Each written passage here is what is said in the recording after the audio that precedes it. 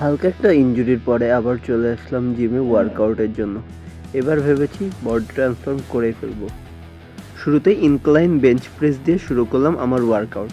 এই ওয়ার্কআউটটি ধরা হবে ডে 1 হিসেবে। অনেক দিন পরে তো কিছুটা মডারেট ওয়েটই আমার কাছে আজকে অনেক হ্যাভি মনে হচ্ছিল, যেটা আমার ভিডিওতে দেখলে আপনারা বুঝতে পারবেন। ডে 1 হিসেবে আমি আমার রুটিনে আজকে রেখেছি চেস্ট এবং ট্রাইসেপ। ইনক্লাইন বেঞ্চ প্রেসের পরে চলে গেলাম আমার one of the favourite exercise dumbbell প্রেসে। এতদিন স্ট্রেংথের উপর ফোকাস দিলেও এখন ফোকাস দিচ্ছি পুরোটাই হাইপারট্রফির উপরে। অনেকে বলে স্ট্রেংথ তো ভালোই আছে, বডি কই, বডি ট্রান্সফর্ম করো, মাসেল কই।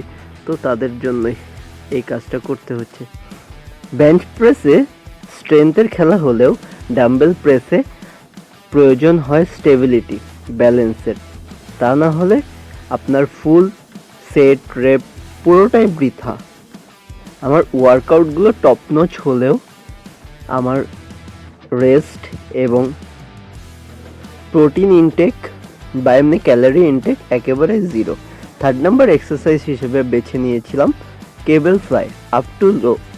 যতই চেষ্টা করি এটাতে আমি কখনো হ্যাভি নিতে পারি না।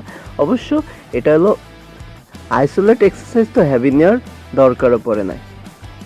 এরপরে চলে আসলাম ডিপসে। ডিপস দুইভাবে টার্গেট করা যায়, একটা লোয়ার চেস্টে টার্গেটেড আর একটা ট্রাইসেপের জন্য।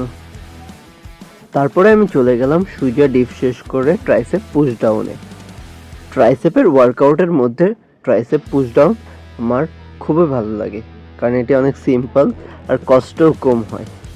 ট্রাইসেপ পুশ ডাউন শেষে চলে আসলাম ট্রাইসেপ ওভারহেড এক্সটেনশনে। এটাতে মাসল মাইন্ড কানেকশন করা খুবই টাফ।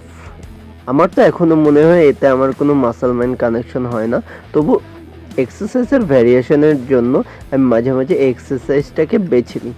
তবে আজকে অনেক দিন পরে এসেছি তো জিমে, তো ভালোই লাগছিল এবং মাসল মাইন্ড কানেকশনও ফিল হচ্ছিল।